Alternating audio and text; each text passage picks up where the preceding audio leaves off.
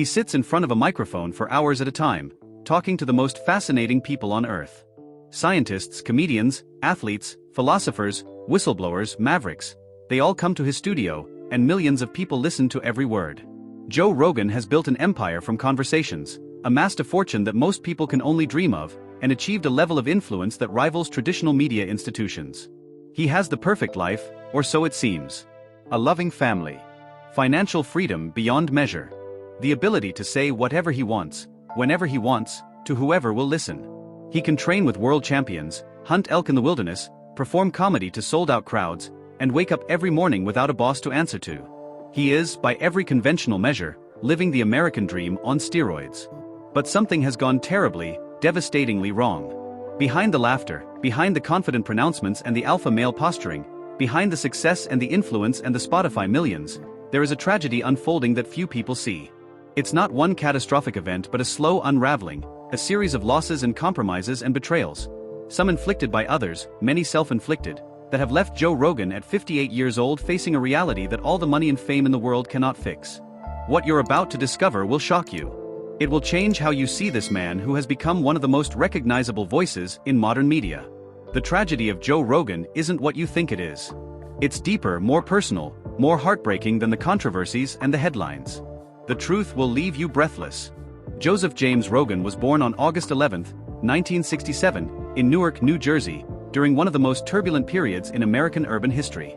Newark in the 1960s and 70s was a city in crisis, ravaged by white flight, economic collapse, and racial tensions that had exploded into violence during the 1967 riots. This was the environment that shaped young Joe Rogan's earliest years. But the external chaos of Newark was nothing compared to the internal chaos of the Rogan household. Joe's early childhood was marked by an atmosphere of fear, tension, and instability that would leave psychological scars lasting decades. His father, Joseph Rogan Sr., was a Newark police officer. A job that in that era and that city meant daily exposure to violence, corruption, and the darkest aspects of human nature. Whatever Joseph Sr. experienced on the streets of Newark, he brought home with him. The household was not a place of warmth and safety but of unpredictability and threat. Joe has been remarkably candid in interviews about his father's behavior, describing him as violent and frightening. He's talked about witnessing domestic violence, about living in fear, about being a small child who didn't feel safe in his own home. These weren't occasional incidents but the defining atmosphere of his early years. I have very few memories of my father, Joe has said in various interviews over the years. And the ones I do have are not good. He was a troubled person who shouldn't have been a father. That's the simplest way to put it. When Joe was 5 years old, his parents divorced, and his father disappeared from his life completely.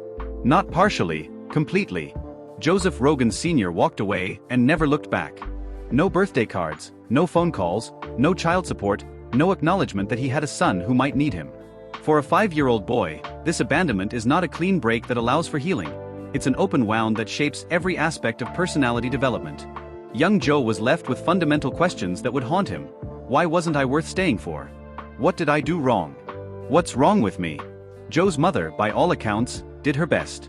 She worked multiple jobs to support Joe and his sister, eventually remarrying when Joe was 11. They moved to San Francisco, then eventually to Florida, trying to build a stable life. But the damage from those early years was done. Child psychologists recognize that father abandonment, especially combined with prior trauma from witnessing violence, creates specific psychological patterns. Difficulty trusting others, a need to prove one's worth through achievement, hyper-independence that masks vulnerability, and a complicated relationship with masculinity and male authority figures. Look at Joe Rogan's life through this lens, and suddenly many things make sense. His obsession with martial arts and physical dominance, his need to be the alpha in every situation, his defensive posturing when challenged, his difficulty with emotional vulnerability, his compulsive work ethic and yes, his need to be loved by millions of strangers through a microphone. After the move to Florida, Joe attended Newton South High School in Massachusetts. The family had moved again. He was small for his age, anxious, and carrying the weight of his traumatic early years. And he was bullied mercilessly. The bullying wasn't just occasional teasing, it was sustained, systematic, and severe enough that Joe has described it as one of the most difficult periods of his life. He was afraid to go to school. He developed anxiety that would persist into adulthood. He felt powerless, weak, and helpless. Feelings that were intolerable for someone who had already experienced so much powerlessness in his early childhood. I was terrified, Joe recalled years later. I was afraid all the time. Afraid of the bullies, afraid of being humiliated, afraid of being hurt. That fear was consuming me. Many people who've experienced bullying can eventually move past it, process it, and integrate it into their life story without it defining them. But for Joe, the bullying compounded the abandonment, compounded the early trauma, and created a psychological profile of someone who would spend the rest of his life trying to never feel that powerless again. At 13, Joe discovered martial arts, specifically Taekwondo, and it changed his life. For the first time, he found something he could control. He couldn't control his father leaving. He couldn't control the bullies. He couldn't control the chaos of his childhood. But he could control his body, his technique, his development as a martial artist. Joe threw himself into Taekwondo with an intensity that bordered on obsession. He trained constantly, competed aggressively, and by his late teens had become a Massachusetts full-contact Taekwondo champion. He won the US Open Taekwondo Championship as a lightweight at age 19, a significant achievement that gave him the first real validation of his life. But even this success carried seeds of future problems. Joe developed what he would later describe as severe headaches from repeated kicks to the head during competition. He's talked about having petit mal seizures from the head trauma, experiencing auras before the seizures, and ultimately having to give up competitive Taekwondo because the neurological symptoms became too severe. Think about that. The thing that saved him from powerlessness, that gave him identity and confidence, literally damaged his brain and had to be taken away from him. This pattern, finding salvation in something only to have it damage or betray you, would repeat throughout Joe's life. After giving up competitive martial arts, Joe was lost again. He was working odd jobs, newspaper delivery, construction, limo driver. He was directionless, dealing with the aftermath of head trauma, and searching for the next thing that could give his life meaning. At 21, he went to a comedy club in Boston on a dare and found his next obsession, stand-up comedy. He was immediately drawn to it, the power of holding an audience's attention, the intellectual challenge of crafting jokes, the adrenaline rush of performance, and perhaps most importantly, the control. On stage, Joe was in complete control of the room, of people's emotions, of whether they laughed or sat in uncomfortable silence. He started performing at open mics around Boston in 1988, and like with martial arts, he approached comedy with fanatical dedication. He studied the greats, Richard Pryor, Sam Kinison, Bill Hicks. He wrote constantly. He bombed repeatedly. He dealt with the soul-crushing rejection that all new comedians face. But Joe had something many comedians don't. He was willing to endure any amount of pain and rejection because the alternative, going back to being powerless, being nobody, being the bullied kid from Newark, was unthinkable. The Boston comedy scene in the late 1980s and early 1990s was brutal. It was a small pond full of ambitious, hungry comedians all fighting for the same limited opportunities. To succeed, you had to be aggressive, territorial, and willing to fight, figuratively and sometimes literally, for stage time and recognition. Joe fit right in. His martial arts background and his need to never be weak or passive served him well in this environment. He developed a reputation as someone you didn't want to mess with, someone who would protect his spot in the comedy hierarchy aggressively. But he also developed patterns that would later cause problems. An inability to take criticism without becoming defensive, a tendency to view disagreement as disrespect, and a combative approach to conflict that escalated situations rather than resolving them. More importantly, Joe was dealing with something he rarely discusses in detail: crippling stage fright and anxiety. Despite his martial arts background and his outward confidence, getting on stage terrified him. He would feel physically ill before performances. His heart would race. His mind would go blank. "I had panic attacks before going on stage," Joe admitted years later. "Full-blown panic attacks where I thought I was dying. But I did it anyway because I had to. I couldn't let the fear win." This is crucial to understanding Joe Rogan. Much of his life has been about forcing himself to do things that terrify him, not because the fear goes away, but because surrendering to fear is unacceptable. It's admirable in some ways, but it also means he's been running from fear his entire life rather than actually healing from it. In 1994, at age 27, Joe made the move that every ambitious comedian eventually makes. He relocated to Los Angeles to pursue comedy and acting full-time. This was supposed to be where dreams came true, where talent got recognized, where all the struggle would finally pay off. The reality was harsher. Los Angeles in the mid-90s was oversaturated with comedians, actors, and performers all chasing the same limited opportunities. Joe got some small acting roles, a few lines here and there on sitcoms and TV shows, but nothing substantial.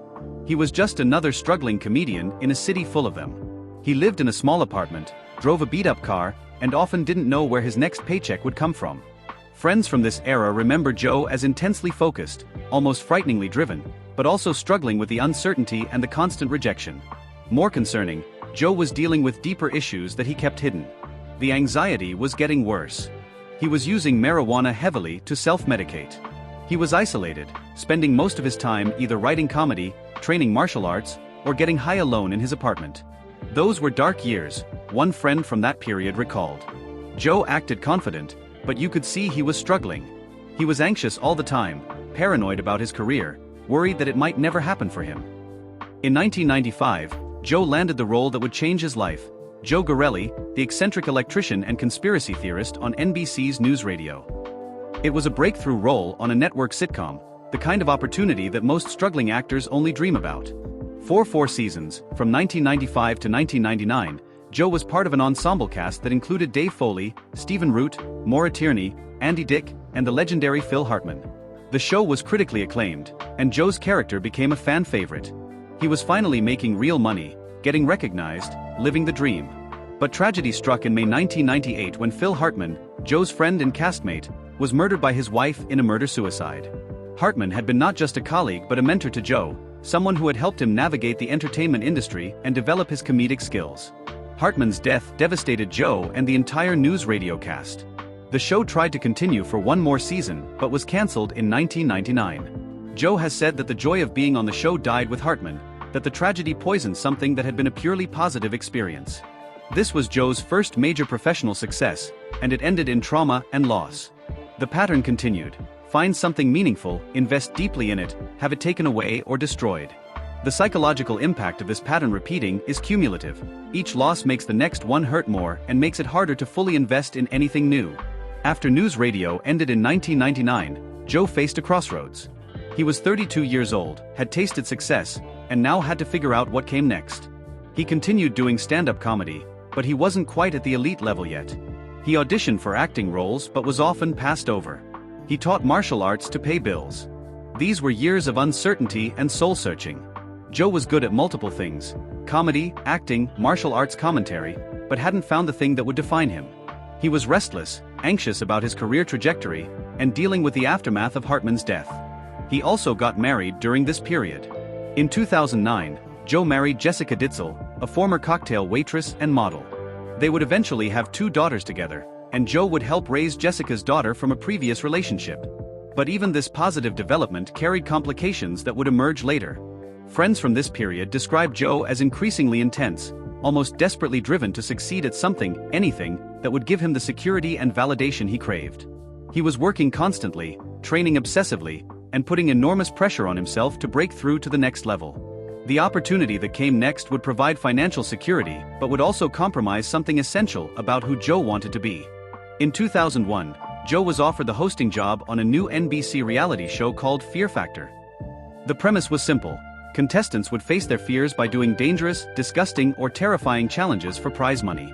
The show needed a host who could project confidence, handle the physical nature of the challenges, and connect with the audience.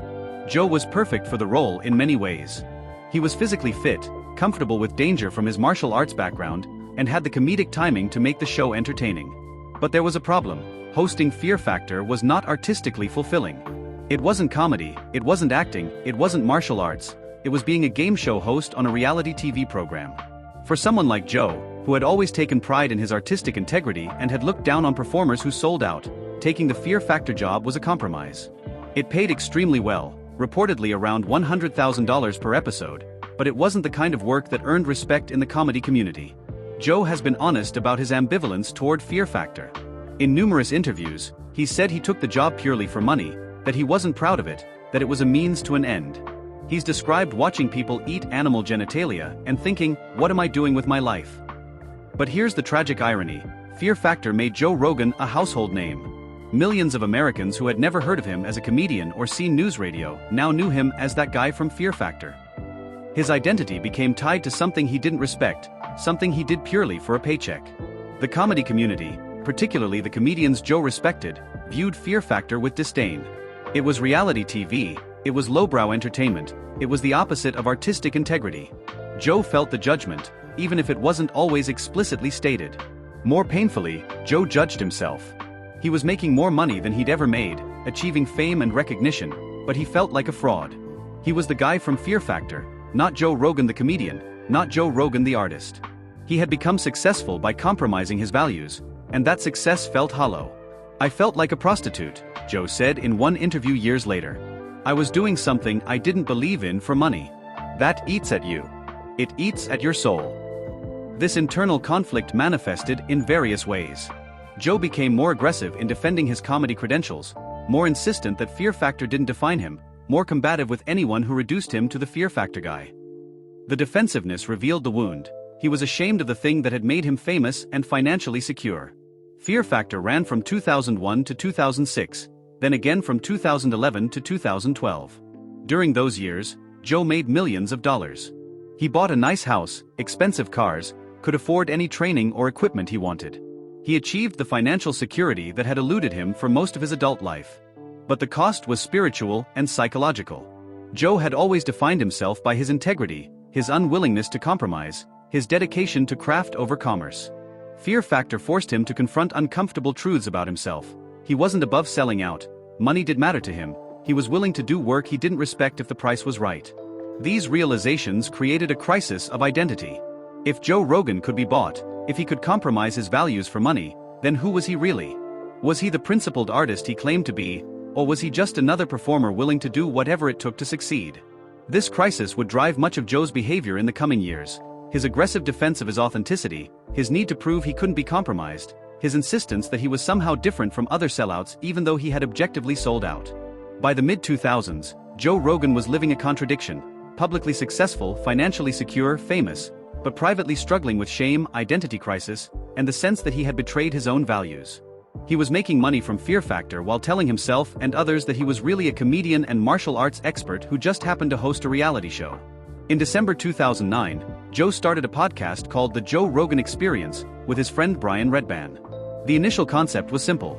Joe and his comedian friends would hang out, smoke weed, and have unfiltered conversations that were recorded and released online for free.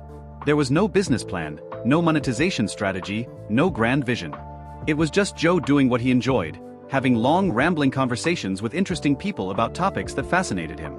In many ways, the podcast was Joe's attempt to reclaim authenticity after years of feeling compromised by Fear Factor. The early episodes were rough, poor sound quality, amateur production, meandering conversations that went nowhere. But they were also genuine in a way that nothing in Joe's professional life had been in years.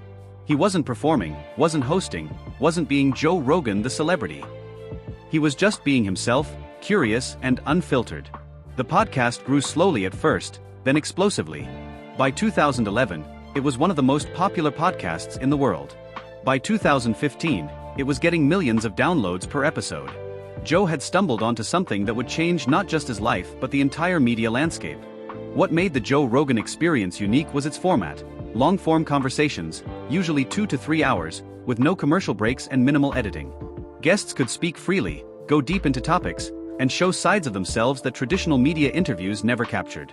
Joe interviewed comedians, scientists, politicians, athletes, authors, conspiracy theorists, philosophers, anyone he found interesting.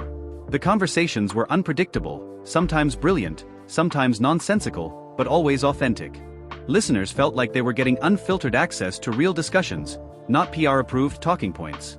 The podcast's success was also liberating for Joe. He was finally doing something he loved that was also successful, something that didn't require artistic compromise. He could talk to whoever he wanted, about whatever he wanted, with no network executives or sponsors dictating content.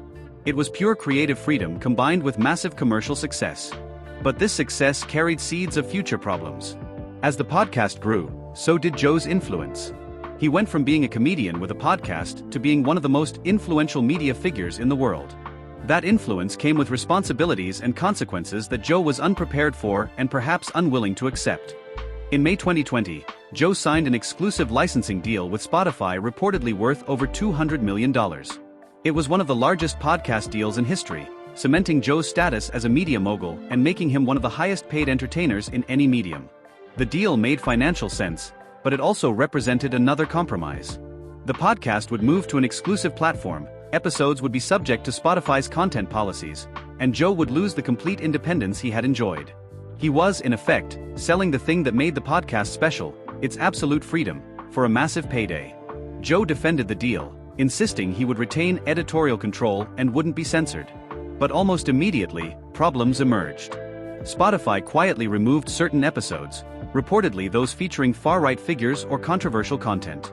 Joe was now answerable to corporate interests, no matter how much autonomy his contract allegedly guaranteed. The podcast community and many fans saw this as Joe selling out again, taking Spotify's money and giving up the independence that had made his show unique. The parallels to the Fear Factor situation were obvious. Joe was once again accepting a huge paycheck while claiming his integrity remained intact. By 2020, the Joe Rogan Experience was getting an estimated 190 million downloads per month. Joe's influence was staggering. When he endorsed a political candidate, supplement, or idea, millions of people listened. When he had a controversial guest, it became national news. When he said something questionable, it sparked think pieces and Twitter storms.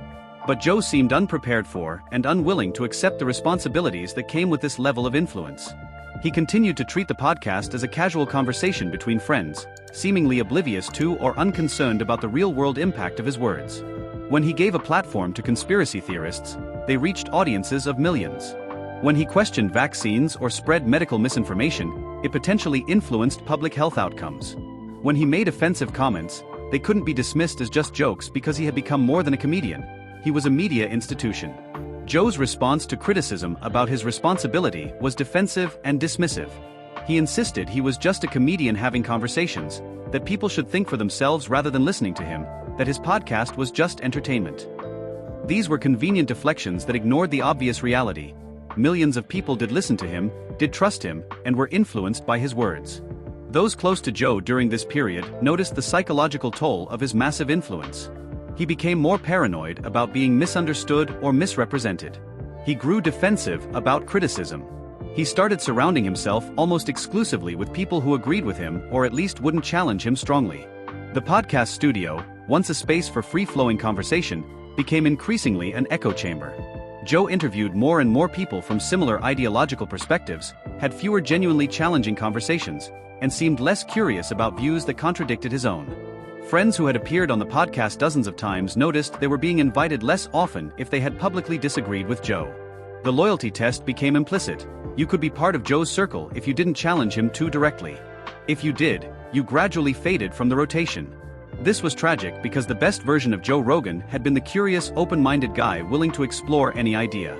But influence and success had made him more rigid, more defensive, more protective of his worldview. He was becoming the thing he had always criticized: closed-minded and unwilling to truly engage with opposing perspectives. When COVID-19 hit in early 2020, Joe Rogan's podcast became a major source of information and misinformation for millions of listeners trying to understand the pandemic. Joe interviewed doctors, scientists, and health experts, but he also gave platforms to contrarian voices questioning mainstream medical consensus. Joe positioned himself as asking tough questions that mainstream media wouldn't ask, as being willing to explore alternative perspectives. But critics argued he was amplifying dangerous misinformation during a public health crisis, that his platform was being used to spread doubt about vaccines and public health measures. The controversy intensified as Joe shared his own views: skepticism about vaccines for young healthy people, promotion of alternative treatments, questioning of lockdowns and mandates. These weren't positions backed by broad medical consensus, but Joe presented them as reasonable alternatives, giving them legitimacy to his massive audience. In September 2021, Joe contracted COVID-19 and announced he had treated it with a cocktail of medications including ivermectin, a drug typically used to treat parasites in humans and animals. He recovered quickly and attributed his recovery partly to ivermectin. The medical community and major media outlets criticized Joe for promoting ivermectin, which had not been proven effective against COVID-19. CNN's Dr. Sanjay Gupta appeared on Joe's podcast and engaged in a heated discussion about the media's characterization of ivermectin as horse dewormer. Joe felt vindicated because he had been prescribed human-grade ivermectin by a doctor. But he missed the larger point: his massive platform had influenced countless people to seek out ivermectin for COVID, potentially delaying or replacing proven treatments. Whether Joe intended it or not, his personal medical choices became public health recommendations to millions. This moment crystallized a fundamental problem. Joe refused to accept that his platform carried responsibilities beyond entertainment. He wanted the influence without the accountability, the massive audience without the obligation to be careful with information that could impact public health. As the pandemic continued, medical professionals and public health experts grew increasingly alarmed about Joe's podcast. Episodes featuring contrarian doctors made claims about vaccines, treatment protocols, and pandemic policy that contradicted established medical evidence.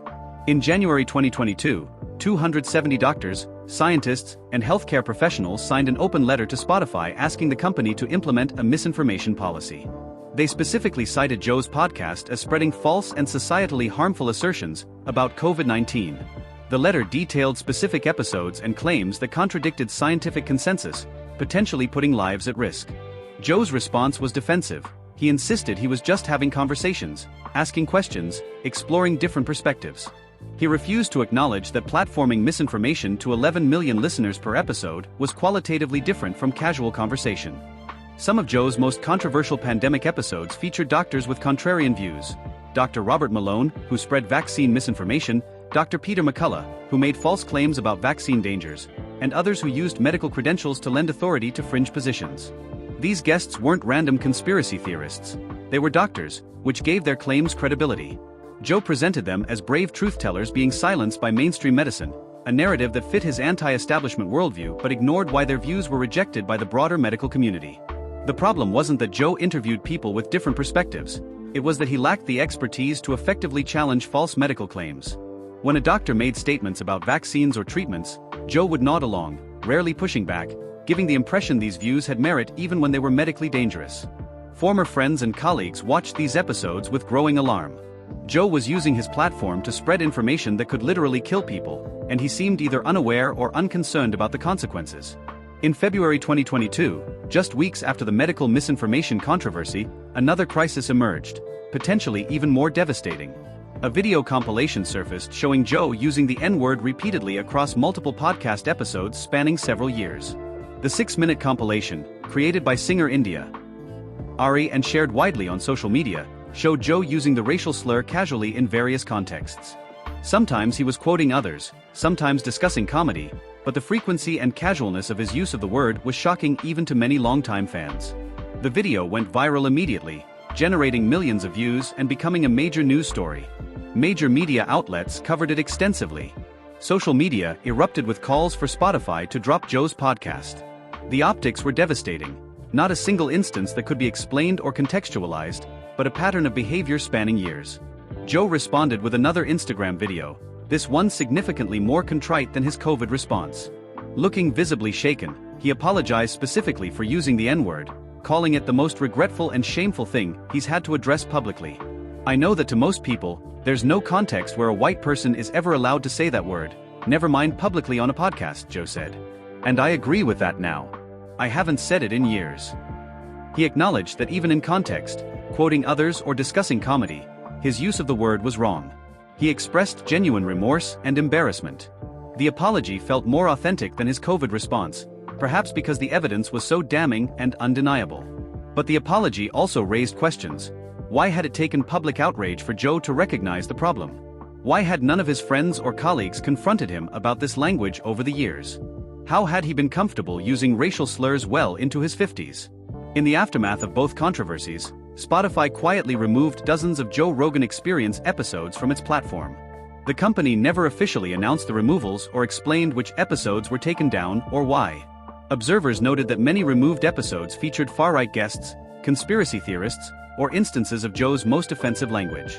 Joe himself never publicly addressed the removals, maintaining the fiction that he had complete editorial control while Spotify was clearly curating his content. This was the moment when the Spotify deal's true nature became clear. Joe had taken $200 million and given up the independence that made his podcast special. He was now subject to corporate content moderation, just like every other media figure. The rebel had become establishment. The removed episodes became a ghost archive, a history that was being selectively erased. Fans created lists of missing episodes, archived versions circulated on unauthorized platforms, and Joe's claims of independence rang increasingly hollow. For years, Joe has been open about using testosterone replacement therapy, TRT. He's discussed his levels, his protocols, and his belief that TRT has improved his quality of life. On the surface, this seems like reasonable medical treatment for someone in their 50s experiencing age-related hormone decline. But there's a darker reality that Joe rarely discusses. Once you start TRT, you generally can't stop without severe consequences. The exogenous testosterone shuts down your body's natural production. You become dependent on regular injections for the rest of your life. Miss your doses, and you face depression, fatigue, loss of libido, and other symptoms. At 58, Joe is chemically dependent on a substance he must inject regularly to maintain basic quality of life. This isn't judgment about the medical legitimacy of TRT, it's recognition that Joe's body can no longer function normally without artificial hormone supplementation. He's tethered to a medical intervention for life. Joe has promoted TRT enthusiastically on his podcast, encouraging listeners to get their levels checked and consider hormone therapy. But he's been less forthcoming about the permanence of the decision and the lifestyle restrictions it imposes. You can't just stop taking testosterone, you're committed for life. Joe has also admitted to using human growth hormone, HGH, a powerful hormone that aids muscle growth and recovery. Combined with his intensive workout regimen, HGH has helped Joe maintain a physique impressive for someone his age. But HGH use comes with a distinctive side effect visible in long-term users: distension of the abdominal area, commonly called bubble gut or HGH gut. The hormone causes growth of internal organs, creating a protruding belly even in people with low body fat. Look at recent photos of Joe, and the telltale signs are visible: a thick, protruding midsection despite visible muscle definition elsewhere. This isn't just aesthetic, it's a sign of internal organ growth that can have health consequences. Enlarged organs stress the cardiovascular system. The heart has to work harder. Blood pressure increases. The body is being pushed beyond its natural parameters. Joe rarely discusses the downsides of HGH use, just as he rarely discusses the irreversibility of TRT. His openness about performance-enhancing drugs is selective. He shares the benefits while downplaying the costs and risks. Joe has been equally open about his extensive marijuana use and his periodic use of psychedelic drugs like DMT, psilocybin mushrooms, and ayahuasca. He credits psychedelics with profound insights and personal growth, and his advocacy has helped reduce stigma around these substances. But there's also evidence of someone using substances to avoid dealing with underlying psychological issues. Joe has discussed using marijuana daily for years. That's not occasional recreational use, it's chronic dependence on a substance to regulate mood and anxiety. His psychedelic experiences, described in vivid detail on the podcast, sometimes sound less like therapeutic breakthrough and more like someone seeking escape from reality or validation of existing beliefs. The insights he describes often reinforce rather than challenge his worldview. Friends have noticed that Joe's substance use has increased as his success has grown. The marijuana use is more constant. The psychedelic journeys more frequent. It's a pattern consistent with someone self-medicating rather than recreationally exploring consciousness. Joe's workout regimen is punishing: intensive weightlifting, kettlebell training, Brazilian jiu-jitsu, kickboxing, hot yoga, and more. He's discussed working out 6 days a week, often multiple sessions per day. At 58, he maintains a level of physical conditioning that would be impressive for someone half his age. But this comes at a cost. Joe has discussed numerous injuries: torn muscles, joint problems, chronic pain. He's had multiple surgeries. He uses recovery modalities obsessively: ice baths, saunas, float tanks, massage, cryotherapy, because his body is constantly breaking down from the abuse. This is classic addictive behavior transferred to exercise: pushing beyond healthy limits, continuing despite injury, defining self-worth through physical achievements, unable to rest even when the body demands it. Joe's relationship with fitness isn't healthy, it's compulsive. The psychological driver is clear: the bullied kid from Newark still can't tolerate feeling weak or vulnerable. The 58-year-old man is still trying to prove he's not the powerless child. The training isn't about health, it's about fighting against fear and time itself.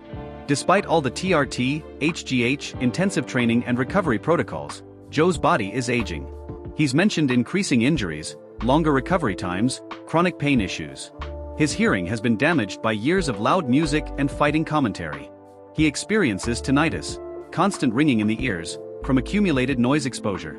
There are signs of potential cognitive changes too, though Joe rarely acknowledges them. His ability to follow complex arguments seems diminished compared to earlier years. He interrupts more, listens less, processes information more slowly. These could be normal aging, or they could be related to his history of head trauma, substance use, and the neurological impacts of aging testosterone replacement. At 58, Joe is fighting a war against time that he cannot win. No amount of HGH or training can stop aging. The body will break down. The mind will slow. The athletic prowess will fade. And for someone whose entire identity is built on physical strength and mental sharpness, this inevitable decline is existentially terrifying. Joe rarely discusses this fear directly, but it permeates everything. The obsessive training, the substance use, the need to control every aspect of his environment, the inability to relax or accept limitation. He's running from mortality and from the powerlessness that aging represents. In August 2020, Joe announced he was moving from Los Angeles to Austin, Texas. He framed the move as escaping California's high taxes, restrictive COVID policies, and declining quality of life. Austin, he suggested, represented freedom, better governance, and a more authentic lifestyle. But the timing raised questions. Joe was facing increasing criticism for his podcast content, dealing with the pressure of the Spotify deal, and experiencing unprecedented public scrutiny. The move to Texas felt less like a positive choice and more like retreat. Leaving behind the entertainment industry hub where he'd built his career to hide in a friendly red state where his political views would face less challenge. Joe built a massive compound in Austin with a state-of-the-art podcast studio, extensive land, and all the amenities of extreme wealth. It's a beautiful property, but it's also fundamentally isolated, far from neighbors, surrounded by security, a fortress against the outside world. The move also took Joe away from the comedy community that had shaped him, from the friends who knew him before fame, from the people who might challenge him or hold him accountable. In Austin, Joe could build his own bubble, surround himself with hand-picked friends and guests, and avoid the uncomfortable realities of Los Angeles. Since moving to Austin, Joe's worldview has seemingly become more rigid, more us versus them. He talks about California as a failed state, about Los Angeles as unlivable, about people who didn't leave as making bad decisions. There's a defensiveness about his choice that suggests it wasn't as straightforward as he claims. His Austin compound functions like a private club where entry requires ideological alignment or at least willingness to not challenge Joe's perspective. The podcast studio is no longer a garage where random friends drop by, it's a professional facility where carefully selected guests appear by invitation only. Joe has surrounded himself with people who moved to Austin to be near him. Other comedians, fighters, friends who depend on his friendship and support. This creates a natural echo chamber where challenging Joe becomes socially and professionally risky. The bunker mentality extends to his media consumption and worldview.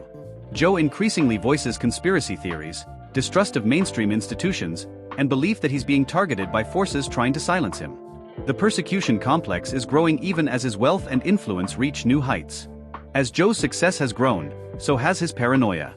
He frequently discusses being misunderstood, taken out of context, targeted by media hit pieces. He sees threats where there may be none, interprets legitimate criticism as coordinated attacks, and views skepticism about his claims as evidence of broader conspiracies. This paranoia manifests in controlling behavior, extensive security, carefully managed public appearances, selective interaction with media, and increasing isolation in his Austin compound. Joe has the resources to build walls, literal and figurative, between himself and anything uncomfortable. Friends have noticed Joe becoming more suspicious, more likely to cut off people who criticize him, more focused on loyalty tests.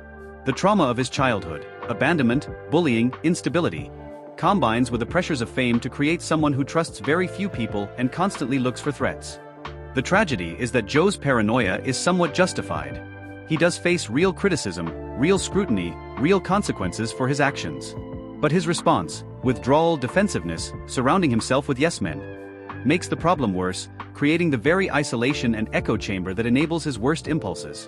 At 58, Joe Rogan faces a fundamental identity crisis. Who is he actually? Is he the comedian? But he rarely performs stand-up anymore, and his specials have been critically panned. Is he the UFC commentator? That's part-time work, not his primary identity. Is he the podcaster? But the podcast has moved far from its original spirit of curiosity and genuine conversation. Joe seems to be many things while being nothing fully.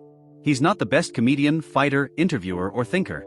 He's someone who does all these things without truly mastering any of them. This lack of clear identity creates insecurity that manifests as defensiveness and overcompensation. When criticized as a comedian, Joe points to his podcast success. When his podcast faces scrutiny, he retreats to "I'm just a comedian." When questioned about his qualifications to discuss complex topics, he emphasizes his extensive interviewing experience. The shifting identity serves as protective strategy, but it also reveals someone who doesn't quite know who he is. Joe still calls himself a comedian, still releases specials, still claims comedy as his primary identity. But look at his actions. He rarely performs live comedy anymore except at clubs he owns or controls, his specials receive poor reviews, and he spends far more time podcasting than writing or performing comedy. His comedy has also been notably affected by his wealth and bubble existence. Comedy requires understanding human experience, particularly struggle and failure.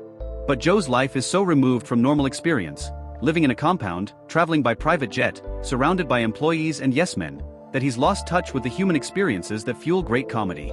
Recent comedy specials have been criticized as defensive, preachy, more interested in settling scores than making people laugh. The observational wit that characterized his early work has been replaced by grievance and complaint about being rich and famous. It's hard to craft relatable comedy when your biggest problems are being too successful and too wealthy. Joe built the podcast on the idea that the guests were the stars, that he was just facilitating conversations. But increasingly, Joe himself became the story. His controversies, his opinions, his influence. The show shifted from being about the guests to being about Joe Rogan. This shift fundamentally changed the dynamic. Guests now come on to manage their relationship with Joe Rogan's audience, to defend themselves against Joe's skepticism, or to validate Joe's existing positions. The genuine curiosity that made early episodes compelling has been replaced by performances. Joe also can't stop injecting himself into every conversation.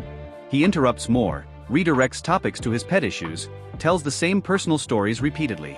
The legendary 3-hour conversations now often feel like 1-hour guest interviews with 2 hours of Joe Rogan talking about Joe Rogan. Joe has always positioned himself as someone asking questions, seeking truth, remaining open-minded. But analysis of the podcast over time reveals something different. Someone who gives disproportionate platform to fringe views while claiming balance, who nods along with misinformation while claiming neutrality, who spreads confusion while claiming to clarify. The podcast has featured flat earthers, moon landing deniers, vaccine skeptics, 9/11 truthers, giving their views hours of unchallenged airtime to millions of listeners. Joe defends this as exploring all perspectives, but the effect is to legitimize fringe views by treating them as equivalent to mainstream consensus. More tragically, Joe seems to have genuinely confused himself. His extensive exploration of alternative views has left him seemingly unable to distinguish credible information from nonsense. He'll question established scientific consensus while accepting dubious claims from charismatic guests. The truth seeker has become hopelessly lost. Joe still presents himself as a working-class guy, relatable to regular people, skeptical of elites and mainstream institutions. But look at his actual life. He's worth hundreds of millions of dollars, lives in a gated compound, flies private jets, has more money than he could spend in multiple lifetimes. He's not working class, he's elite by any definition. But he maintains the pretense because his entire brand depends on it. His audience relates to him as one of them, someone who made it but stayed authentic. Admitting he's now part of the elite he criticizes would undermine his entire appeal. This disconnect between presentation and reality has become impossible to ignore. When Joe discusses economic struggle or working-class concerns, it rings hollow because his lived experience is utterly removed from those realities. He's become the out-of-touch rich guy he used to mock. Joe's rise has left a trail of damaged relationships. Some are high-profile breaks that made news. Most are quiet distancings that went unnoticed except by those involved. Former friends describe someone who has become impossible to maintain real friendship with, too defensive, too surrounded by enablers, too changed by wealth and fame. The pattern is consistent. Someone in Joe's circle questions him or challenges him publicly. Joe perceives it as betrayal or disrespect. The relationship cools or ends abruptly. Joe's need for loyalty trumps his tolerance for honest feedback, creating an environment where genuine friendship becomes impossible. Despite hours upon hours of podcast content, Joe rarely discusses his ongoing struggles with depression. He's mentioned it occasionally, depression in his 20s and 30s, difficult periods, dark times, but he doesn't explore it with the depth he brings to other topics. This avoidance is telling. Joe's entire brand is built on openness, on exploring difficult topics, on being willing to discuss anything. But his own mental health struggles remain largely off-limits, suggesting either he hasn't fully processed them or he's unwilling to show that vulnerability publicly. Friends from various periods of Joe's life have mentioned his struggles with depression. The darkness that sometimes descends, the mood swings, the periods of withdrawal. But Joe presents publicly as someone who has conquered these issues through exercise, therapy, and psychedelics rather than someone still managing an ongoing condition. Joe's stage fright and anxiety have been well documented, but what's less discussed is how this anxiety manifests in his current life. Despite massive success, Joe seems to constantly need validation. From his audience, from his guests, from his friends, from the UFC community, from everywhere. The podcast itself functions partly as a validation machine. Joe can have anyone he wants tell him he's right, he's brilliant, he's important, for hours at a time, recorded and distributed to millions. The applause is both literally and figuratively endless. But it's never quite enough. This need for validation drives many of Joe's defensive behaviors. When criticized, he can't just accept it and move on. He has to defend himself extensively, recruit others to defend him, create narratives where the criticism is invalid or motivated by malice. The secure, confident Joe Rogan is a performance. Underneath is someone still trying to prove he's enough. Joe is rarely alone. He has family, employees, friends visiting, podcast guests, training partners. But multiple people who know him have described him as fundamentally isolated, surrounded by people but truly known by very few. This is the isolation of fame and wealth. Everyone wants something from you, everyone sees you through the lens of what you can do for them. Genuine connection becomes nearly impossible. Joe has responded by withdrawing emotionally, keeping people at arm's length even while appearing friendly and open. The tragedy is that Joe's childhood trauma, abandonment, instability, created someone who struggles with trust and intimacy. Success has given him everything he thought he wanted but has also made genuine connection even more difficult. He's more isolated now than when he was a struggling comedian, despite being far more connected in terms of relationships and reach. Joe's enthusiasm for psychedelics is well known, but what he discusses less is what these experiences have actually revealed to him about himself. In occasional unguarded moments, Joe has hinted at dark realizations during trips: recognition of his own ego, awareness of ways he's hurt people, confrontation with his own mortality and meaninglessness. These revelations are described briefly then glossed over, as if Joe encountered something uncomfortable and quickly moved past it. This suggests someone using psychedelics more for escape or validation than genuine therapeutic work. True integration of difficult psychedelic insights requires sustained work, vulnerability, and willingness to change, all things Joe struggles with. Former friends who've done psychedelics with Joe describe experiences where Joe would have profound realizations in the moment but then return to exactly the same behaviors afterward. The insights don't stick because truly integrating them would require changing patterns that feel protective and necessary. Joe has mentioned being in therapy at various points but is notably vague about the details. For someone who discusses almost everything openly, this vagueness is significant. What isn't he willing to share? What has therapy revealed that's too uncomfortable to discuss publicly? There are hints in occasional podcast moments, mentions of childhood trauma work, of processing difficult emotions, of confronting patterns. But Joe quickly moves past these moments, as if recognizing he said too much, revealing too much of the actual pain beneath the confident exterior. The tragedy is that Joe has resources to get the best therapy available, time to do deep work, and platform to normalize mental health treatment. But he seems unable or unwilling to truly do that work, instead using therapy as another box to check rather than genuine healing.